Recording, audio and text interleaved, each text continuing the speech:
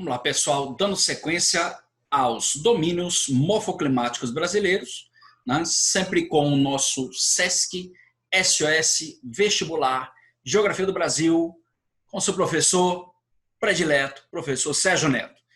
Nas últimas aulas sobre domínios morfoclimáticos brasileiros, trabalhamos o domínio do Cerrado e o domínio amazônico, né? São os que mais vêm caindo no vestibular aí, acompanhe no mapa, né? Ainda vamos trabalhar o domínio da Caatinga, o domínio dos mares e morros florestados, domínio das araucárias e domínio dos pampas ou pradarias, além das faixas de transição. Vamos lá, dando sequência. Não pode esquecer esse mapa, se você ainda não tem esse mapa no caderno, é melhor você desenhar. Mas eu vou desenhar esse mapa. Que você precisa saber isso até no escuro, meu amigo. Como eu falei para você, pode não cair clima, pode não cair relevo, pode não cair vegetação, hidrografia, mas pode cair uma coisa só, que são os domínios. Tá? Então, reforça aí, né? Olha lá, floresta amazônica, mata atlântica, que a gente chama de mares e morros florestados, caatinga, campos ou pradarias, ou campanha gaúcha, Pantanal, que é uma faixa de transição, restingas e manguezais, que são vegetações litorâneas, também ambientes de transição. Tá? Vamos lá. Voltando aí para domínio dos mares de morros florestados, né? O segundo maior domínio florestal do Brasil, Mata Atlântica, na verdade, ex-Mata Atlântica, né? Porque ela já foi bastante devastada, em torno aí só resta em torno de 5% da vegetação original. É uma floresta heterogênea, latifoliada, perennifólia, né? Que acompanha o litoral brasileiro. E além disso, você tem um relevo associado, né? O relevo associado a mares de morros florestados, né? Por isso que chama lá, Mata Atlântica, faixa litorânea, né? Mares de morros florestados, por quê? Porque você tem um relevo montanhoso, relevo acidentado, chama relevo mamelonar, né? Relevo meia laranja, principalmente na região sudeste, São Paulo e Rio de Janeiro, né? Então, mares de morros florestados. Você tem um clima tropical úmido, vegetação de floresta tropical heterogênea ou mata atlântica. Tá? Aí você tem aí a questão das chuvas que ocorrem na região dos mares de morros, que é chuva o quê? Chuva orográfica, né? Chuva de relevo. Olha lá, ó, na Serra do Mar, as massas úmidas que vêm do oceano, elas encontram uma barreira física, a Serra do Mar, depois você vai ver o ar quente úmido se elevando, ao se elevar ele se resfria. Então, no domínio dos mares de morros, você tem o quê? Chuvas orográficas ou chuvas de relevo. Lembra que estudar domínio não é estudar apenas aspecto físico, né? Mas não só um aspecto físico, mas vários aspectos físicos associados a impacto ambiental e questões econômicas. Tá? Então, não pode esquecer que ela é perennifólia. Perennifólia é o quê? Que não seca, está sempre verde, heterogênea, grande diversidade vegetal. Só para lembrar, a Mata Atlântica é chamada de mata tropical úmida de encosta. Qual seria a diferença entre uma mata tropical e uma mata equatorial? A mata equatorial apresenta a maior diversidade vegetal do planeta. Em segundo lugar, em variedade de espécie, vem a mata tropical ou mata atlântica. Então, não esquece, mata atlântica é chamada de quê? Mata tropical úmida de encosta. Floresta latifoliada tropical úmida, floresta sempre verde, enfim, apresenta folhas grandes e largas, latifoliada e perennifólia, não podemos esquecer. Tá? Olha aí, ó. Se você comparar uma mata atlântica com uma vegetação amazônica, é claro que a vegetação amazônica é muito mais densa, né? A biodiversidade na floresta equatorial é muito maior do que na floresta tropical úmida de encosta. Vamos lá, passamos então para o mangue, que é o quê? Um ecossistema de transição.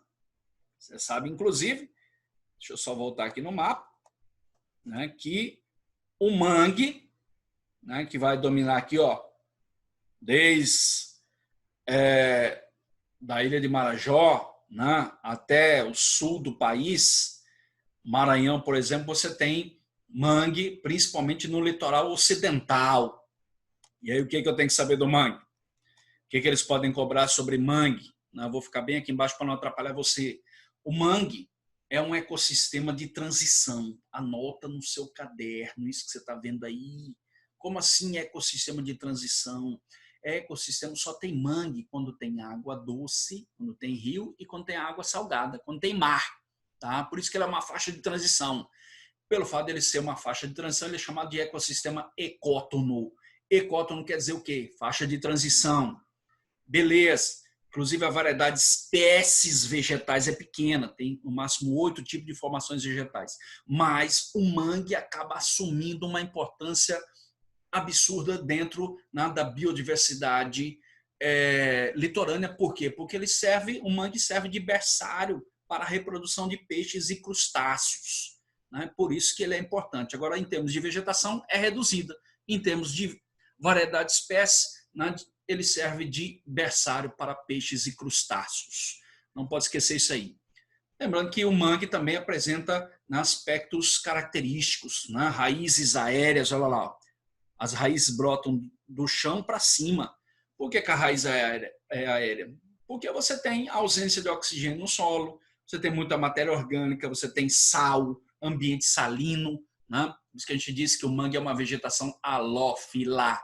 Halófila, ambiente de salino, né? Ambiente de muito sal, concentração salina, né? Muita matéria orgânica, falta de oxigênio e ambiente salino, vegetação halófila, raízes aéreas que brotam de baixo para cima, chamado de pneumatóforos, porque são raízes ocas. Olha lá, ó.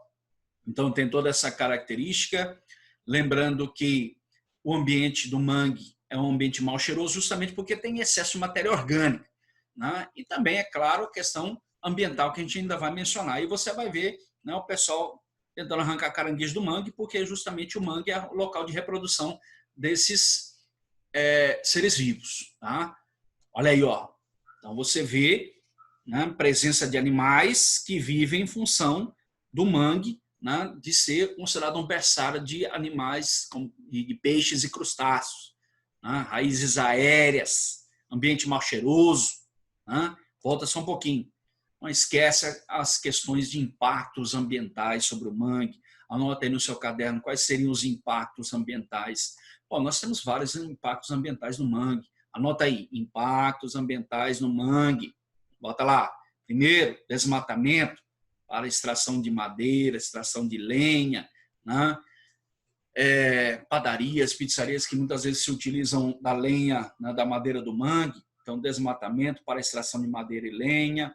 Lançamento de esgoto, que é um dos maiores problemas, que gera eutrofização acelerada. Eutrofização acelerada quer dizer lançar esgoto que acaba reproduzindo as bactérias, lançando aquele mau cheiro típico do mangue. Tá?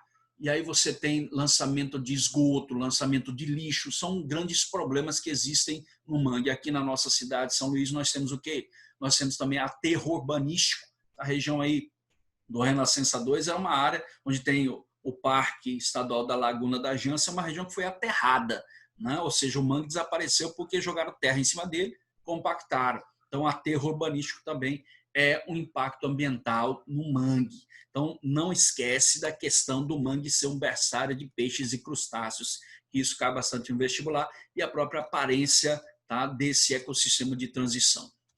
Vamos lá, passando adiante, aí você tem outro domínio. Qual é esse domínio? Né? A gente tem que, inclusive, se acostumar a exercitar a nossa consciência geográfica, né? Não é só ficar lendo, não é só ficar lendo, mas ler imagem. Quando a gente diz ler imagem, não é ficar lendo, não, o que está escrito dentro de uma cactácea como essa aqui, ó, né? Você não vai ficar querendo ler o que está escrito no cactus, mas ler a imagem, quer dizer, interpretar a imagem a partir do conhecimento geográfico que você tenha, a sua consciência geográfica. Então, eles exigem muito isso na prova do Enem. Aí você coloca aí, domínio da caatinga igual cactáceas, vegetação xerófila, é uma vegetação adaptada ao ambiente de seca. Assim como a Mata Atlântica é latifoliada, higrófila, tá? O Cerrado é tropófilo, a Floresta Equatorial é higrófila na sua maior parte. Aqui nós temos uma vegetação xerófila. Xerófila é adaptada ao ambiente de seca.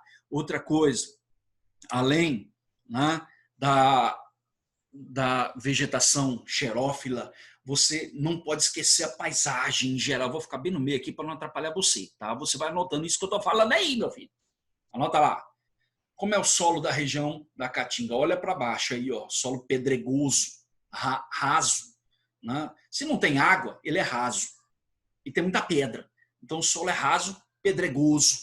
O que mais? Escassez de água, escassez hídrica, clima semiárido, né?